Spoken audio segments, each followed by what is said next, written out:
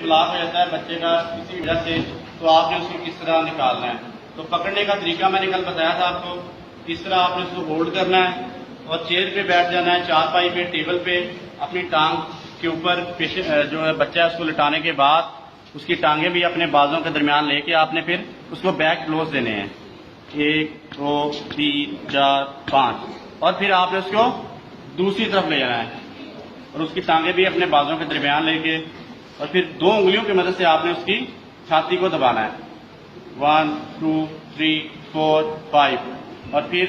5 compress करने के बाद दोबारा आपने उसको दूसरे बाजू पे ले आना है, 1 2 3 4 5, और फिर दूसरी तरफ 1 2 3 4 5। और ये काम आपने उस टाइम तक करना है जब तक एयरवे का रास्ता जो है वो क्लियर नहीं हो जाता।